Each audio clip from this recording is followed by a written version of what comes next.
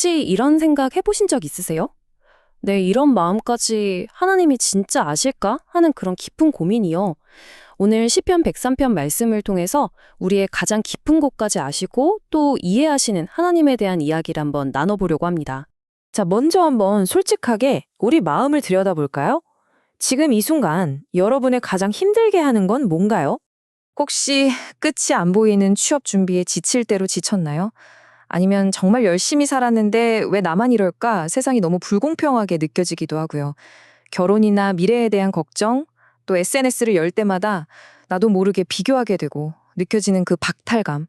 아니면 사실은 아무한테도 말 못할 깊은 외로움 속에 있을 수도 있겠죠. 이 중에 내 얘기다 싶은 거 아마 하나쯤은 있으실 거예요.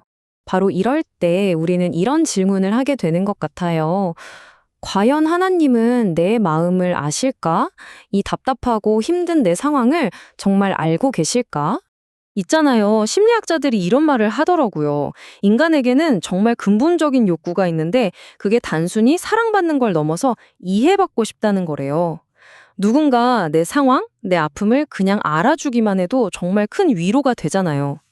근데 사실 부모님이나 제일 친한 친구조차도 내 마음을 100% 알아주진 못할 때가 많죠. 근데 바로 이 깊은 갈증에 대해서 오늘 말씀이 정말 명확하게 약속을 해줘요. 여기 보이는 이 찬양 가사처럼요. 하나님은 나를 아시고 나를 이해하신다고요. 이게 바로 오늘 우리가 꼭 붙잡고 가야 할 핵심 메시지입니다. 자, 그렇다면 하나님은 우리를 어떻게 이해하실까요? 그 첫 번째 방법은 바로 우리의 죄를 향한 완전한 용서예요. 와, 이 슬라이드 한번 보세요. 진짜 기가 막힌 비유가 나오거든요.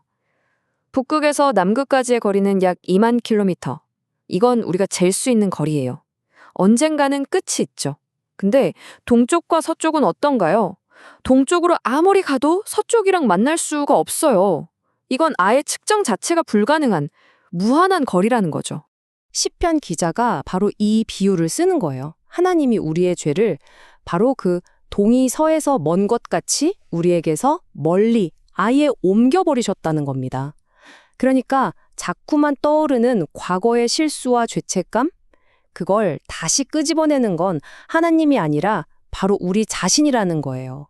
그리고 하나님은 우리를 긍휼히 여기신다고 해요. 이 라하밈이라는 히브리어가 원래 어머니의 자궁을 뜻한대요. 와우. 그러니까 뭐냐면 자식을 향한 그 엄마의 본능적이고 절대적인 사랑, 절대 포기 못하는 그 사랑 있죠. 하나님이 우리를 딱 그렇게 보신다는 거예요. 어떤 냉정한 심판관의 눈이 아니라요. 아니, 근데 하나님은 왜 우리를 이렇게까지 긍휼히 여기실까요? 그 답이 진짜 의외예요. 성경은 그 이유가 바로 우리가 먼지와 같이 연약하기 때문이라고 말합니다. 우리 인생이 풀 같고 들에 핀 꽃 같다고 하잖아요. 예쁘게 피었다가도 바람 한 번 휙 불면 사라져 버리는. 사실 이런 말 들으면 좀 허무하기도 하죠. 그런데 바로 그 이유 때문에 여기서 진짜 중요한 반전이 나와요. 하나님은 우리의 연약한 체질, 우리가 먼지 같은 존재라는 걸 누구보다 잘 아신다는 거예요. 그리고 바로 그 연약함에 딱 맞게 우리를 위한 맞춤형 은혜를 준비해 놓으셨다는 거죠.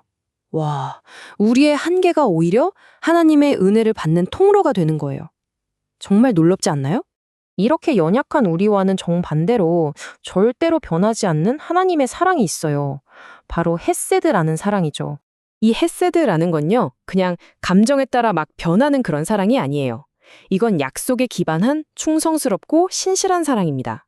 그러니까 우리가 뭘 잘하든 못하든 상관없이 나는 절대로 너를 떠나지 않아. 이렇게 결심하는 사랑. 그게 바로 하나님의 헤세드예요. 이 구절이 정말 멋진 게 들레꽃은 금방 시들잖아요.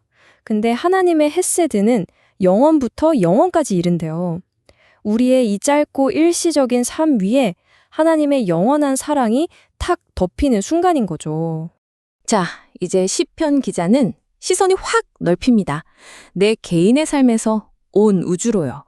여호와께서 그의 보좌를 하늘에 세우시고 그의 왕권으로 만유를 다스리시도다.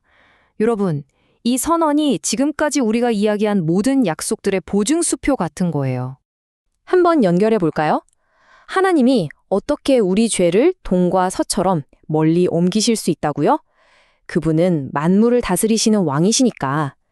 어떻게 유한한 우리에게 영원한 은혜를 주실 수 있죠? 그분은 시간을 초월한 분이니까. 왜 그분의 헤세드가 영원할까요? 그분이 바로 영원한 왕이시기 때문입니다. 그리고 이 모든 이야기의 결론은 바로 이겁니다. 온 우주를 다스리는 그 거대하신 하나님이 바로 당신을, 한 사람 한 사람을 개인적으로 아신다는 사실이에요. 우리가 무슨 우주 속 창백한 푸른 점 위에 먼지 같은 존재가 아니고요.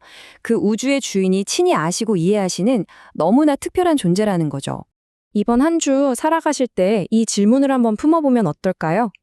온 우주를 다스리는 하나님이 내 이름까지 아신다고? 그럼 내 오늘의 이 걱정은 어떻게 보일까? 이 믿음 하나가 여러분의 한 주를 어떻게 바꿔놓을지 한번 기대해 보셨으면 좋겠습니다.